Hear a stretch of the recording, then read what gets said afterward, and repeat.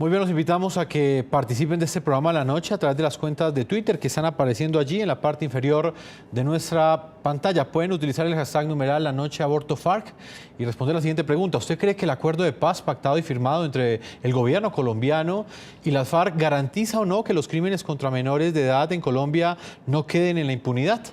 Más adelante estaremos leyendo algunas de sus opiniones. Quiero saludar a nuestras invitadas el día de hoy. En los estudios de NTN 24, aquí en el programa La Noche, está Ginette Bedoya, reconocida periodista, experta en temas relacionados con el conflicto armado en Colombia y directora de la campaña No es hora de callar. Ginette, bienvenida al programa La Noche. Muchas gracias. También quiero saludar, nos acompaña Margarita Restrepo Arango, ella es congresista colombiana, representante de la Cámara por el Partido Centro Democrático. Bienvenida a La Noche. Muchísimas gracias. También nos acompaña Ilva Miriam Hoyos, es procuradora delegada para la defensa de los derechos de la infancia y la adolescencia. La hemos invitado porque cuando fue procuradora estuvo al frente, conoció de manera directa ese proceso de entrega de menores por parte de las FARC que habían sido reclutados y que, según las últimas cifras, fueron entregados 138 menores por parte de este grupo guerrillero, ahora convertido en partido político, al Estado colombiano. Ex procuradora, bienvenida a La Noche. Jefferson, Ginette, Margarita, televidentes, buenas noches. Tenemos ángulos de opinión diferentes, Ginette. Como lo saben nuestros televidentes, tú has sido una reconocida defensora, ¿sí?, de este acuerdo de paz. Por el lado de la doctora Margarita Restrepo, ella ha sido una crítica directa de este modelo de paz que se negoció. Yo quiero comenzar este programa conociendo sus opiniones frente a este caso que acabamos de presentar y lo que representa para esas víctimas que exigen que haya justicia para esclarecer y que sean juzgados los responsables de delitos sexuales. Ginette, comienzo contigo. Es indignante lo que acabamos de ver, escuchar el testimonio de esta niña, pero además ha sido indignante en las últimas décadas todas las historias que hemos conocido de niñas que han sido abusadas sexualmente al interior de las filas de las FARC, que fueron obligadas a abortar, pero que además no han recibido ningún reconocimiento ni ninguna reparación. Yo creo que una cosa es estar de acuerdo con que hay que terminar la guerra, que hay que silenciar las armas, y otra cosa es estar de acuerdo con crímenes de lesa humanidad como estos, y en eso yo creo que nunca algún colombiano va a levantar la voz para decir que está de acuerdo con esto, y quien lo haga pues está amparando definitivamente crímenes de lesa humanidad. Ginette, esta semana el Congreso tomó una decisión que modificó ese acuerdo. Responsables de crímenes sexuales contra menores no recibirán los beneficios de la Jurisdicción Especial para la Paz y, por el contrario, irán a la justicia ordinaria, donde podrán tener penas hasta de 32 años. En el caso del aborto, ¿es contemplado como un crimen sexual? Completamente. Creo que hay un gran desconocimiento primero de lo que se pactó en el acuerdo, porque fue muy claro cuando se hizo el anuncio del acuerdo sobre víctimas que el crimen de violencia sexual no se iba a negociar, no iba a ser indultable y no iba a ser amnistiable. Entonces, de un momento a otro terminaron metiendo en esa rebaja de penas un crimen que es de lesa humanidad, que además se pactó que no se iba a tocar. Y además estamos hablando de menores de edad. Y en el caso del aborto forzado, claro que es un crimen sexual. Todo lo que esté relacionado con la maternidad, con violar los derechos sexuales de una persona, es un crimen de violencia sexual, y así es reconocido por la Corte Penal Internacional y por el Código Penal colombiano.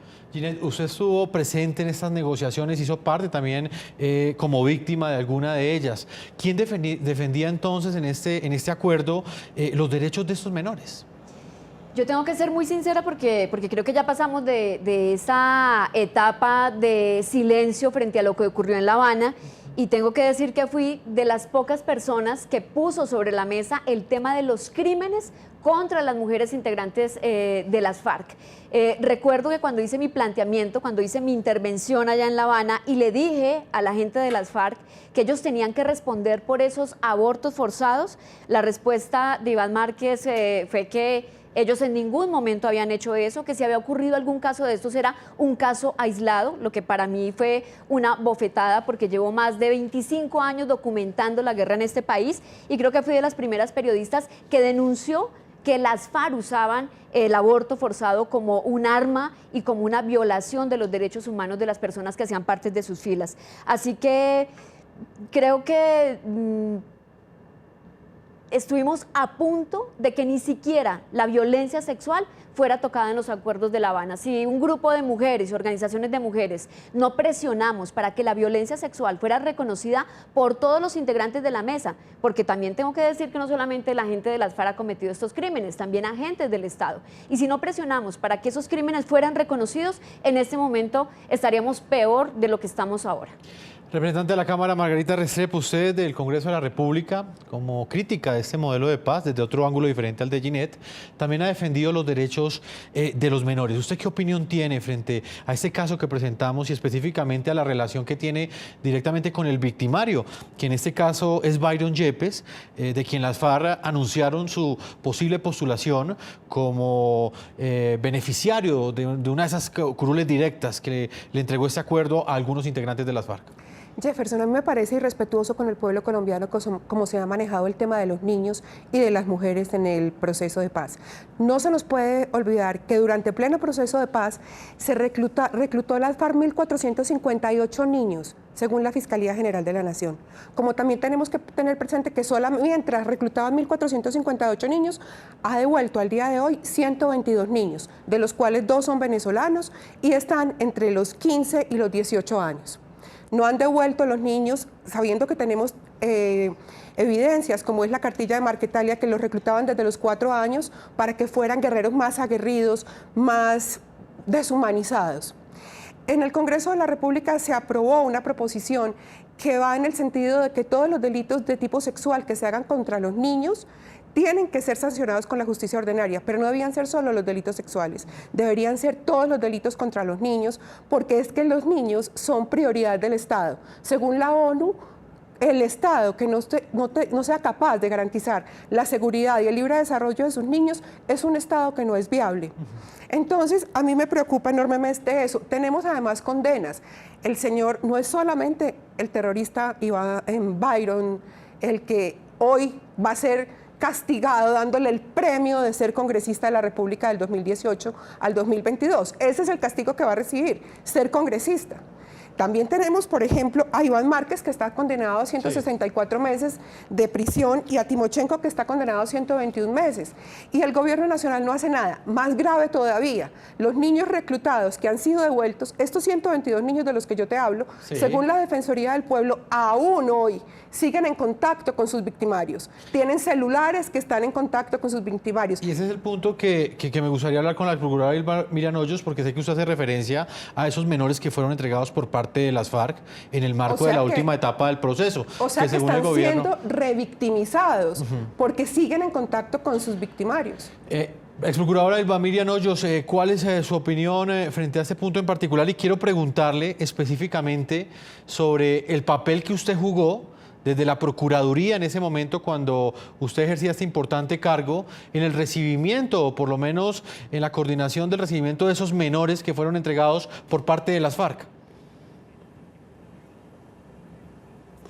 Jefferson, antes de contestar esta pregunta, quisiera hacer una acotación frente a las declaraciones tanto de la representante a la Cámara como de Ginette. Estimo que evidentemente no es hora de callar. El Congreso de la República ha tomado una determinación en relación con los delitos sexuales, pero comparto la tesis de la representante a la Cámara de que esto es insuficiente. El proceso de paz tiene que llevarnos a la paz real, y los niños son sujetos prevalentes de derechos y desafortunadamente no quedan incluidos todos los delitos que se han cometido contra los niños para que lleguen a la jurisdicción ordinaria. Y en ese sentido estimo que importante la precisión que ha hecho el Congreso de la República, las acotaciones que ha hecho la Corte Constitucional, pero que debería haberse hecho más extensivo, en el sentido de que no hay razón alguna para que los niños sean objeto de la violencia política, del conflicto, de toda la violencia que se ha generado. En relación con la pregunta directa que me hace, sí, en mi condición de procuradora delegada, tuve la oportunidad de participar en los 13 primeros procesos de restablecimiento de derechos que se adelantaron de los 13 adolescentes que entregó las FARC en el marco del conflicto armado. Y tengo que manifestar que ese proceso estuvo caracterizado por mucha desconfianza por parte de las FARC de la institucionalidad y que demostraba que en alguna forma no creían en su momento.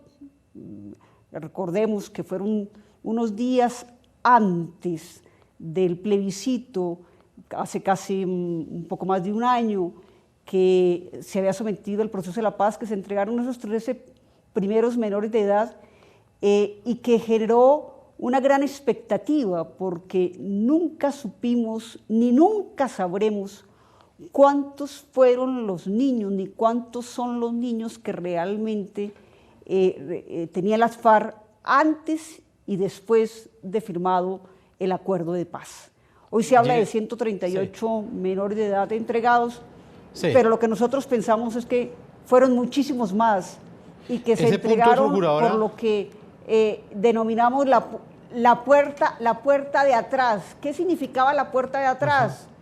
Que tuvimos la oportunidad de conocerlo, que niños que estaban en las FARC regresaban a sus familias, quizá con algún tipo de ayuda económica, para no generar toda esta estructura y lo que significaba el adelantamiento de unos procesos de restablecimiento de derechos, y por lo tanto una primera acotación es que no sabemos, ni creo que vayamos a saber, a pesar de la Comisión de la Verdad y a pesar de la JEP, cuántos niños reclutó las FARC. Exprocuradora, brevemente, cuando usted ocupaba este cargo, ¿ustedes entregaron esa información al gobierno colombiano? Que había una puerta de atrás por la cual estaban saliendo esos niños reclutados que nunca hicieron parte de estas cifras. Mire, tuve la posibilidad de hablar directamente en su momento con la directora del Instituto Colombiano de Bienestar Familiar, con la doctora Cristina Plazas, quien estaba además muy preocupada y quien a su vez me manifestaba la posición como instituto frente a prácticamente los vetos que se estaban creando, porque incluso recuerdo muy bien cuando yo hice la primera visita al lugar donde estaban los adolescentes entregados por las FARC, ni siquiera los funcionarios ni funcionarias del ICBF podrían portar sus petos, no podrían portar sus carnets, porque no querían saber nada de la institucionalidad del ICBF. La idea inicial era entregar los niños directamente a la familia, y frente a eso tengo que reconocer que el Instituto Colombiano de Bienestar Familiar, en ese caso también apoyado por la Procuraduría General de la Nación, manifestamos que sería en contra del incluso lo acordado por las FARC y el Gobierno Nacional y de la legislación que exige que se dé un proceso de restablecimiento de derechos para saber si el niño puede regresar a la familia y cómo debe regresar. Hay que prepararlo psicológicamente, hay que saber si las condiciones familiares, económicas, sociales le permiten regresar a su familia. Ginette, acá hay un punto que toca la Procuradora que me parece muy interesante, y es si estas medidas que ha tomado el Congreso de la República en este momento son suficientes y ya está garantizado que, por ejemplo, esos crímenes sexuales contra los menores no vayan a quedar impunes. No, definitivamente no es suficiente, y creo que en este tema en particular de violencia sexual y más con menores de edad, lo que yo veo y lo que siento es que primero no se le está dando peso al testimonio de las víctimas. Lo que ha salido a responder las FARC como organización es que esto es un montaje de la inteligencia militar, que muchos de los casos son casos falsos, pero que además no hay la suficiente argumentación ni las pruebas, y yo creo que no hay mayor prueba que el de una víctima. Estamos hablando de niñas. Una niña o una mujer que ha pasado por un crimen de violencia sexual sería incapaz de inventarse eso, pero además recurre a la investigación periodística. Tan solo falta o basta ir a Miraflores Guaviare, donde funcionaba el mayor hospital de las FARC, del bloque oriental de las FARC, en la época de la zona de distensión y en la época de los acuerdos, y allí tal vez es la zona donde más legrados se cometieron, donde más abortos forzados se cometieron, pero además donde más se obligó a las guerrilleras, a las que alcanzaron a tener a sus hijos, a que los regalaran. Eso también es un delito, y eso lamentablemente no está quedando inscrito ni en la memoria del país, ni en los archivos que puedan ser judicializados. Por lo tanto, vamos camino a la impunidad con estos casos. Representante de la Cámara, ¿estas medidas que tomó el Congreso de la República ya son un hecho, o usted cree que van a tener algún tipo de modificación cuando se haga ese control constitucional? En este momento son un hecho, pero sí espero y aspiro. ¿Es un riesgo que hay? Espero y aspiro que tengan una modificación. Hay cosas que tenemos que resaltar, como por ejemplo, supuestamente los terroristas de las FARC solamente son beneficiarios de la justicia especial cuando dicen la verdad, y permanentemente, sistemáticamente han mentido. Inicialmente dijeron que solo tenían 13 niños reclutados, vamos en 122, pero según estudios de distintos académicos y organismos internacionales, hay entre 2.000 y 3.000 niños aún reclutados hoy.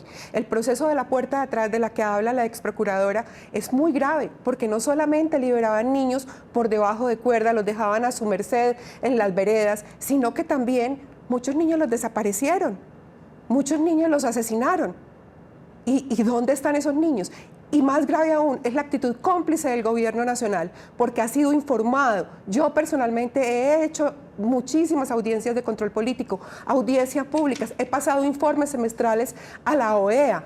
Hemos logrado cosas como que la fiscal de la Corte Penal Internacional haga el llamamiento de atención sobre este delito, pero aún hoy, en el proceso de negociación con el ELN, los niños siguen estando ausentes en la mesa de negociación. Se ha desconocido la institucionalidad del ICBF y los niños siguen sin importar.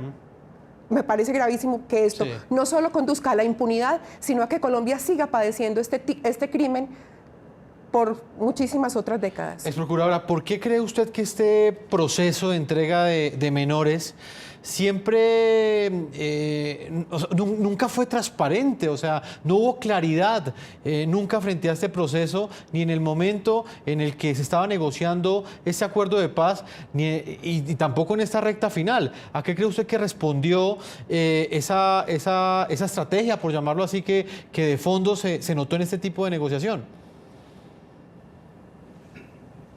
Bueno, Jefferson, yo diría que hay varias razones. Una, porque indudablemente es un tema muy sensible para la opinión pública hablar del reclutamiento y de todos los delitos que se cometieron por parte de las FARC respecto a los menores de edad. Eso genera resistencia, eso genera aversión.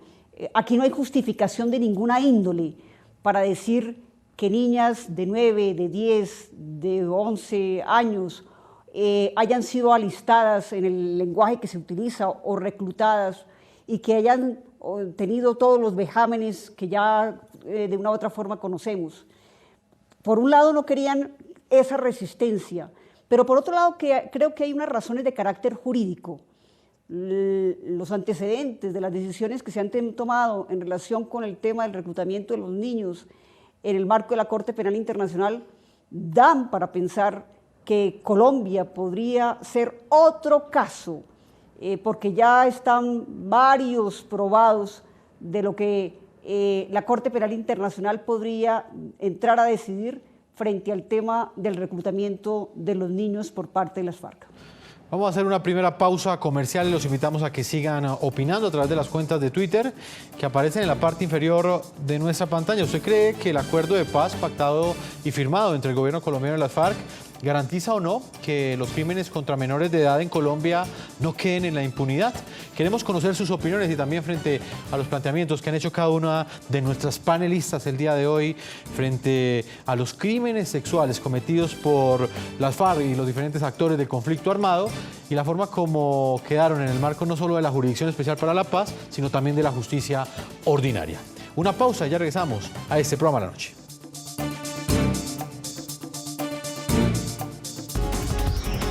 Ya regresamos con La Noche.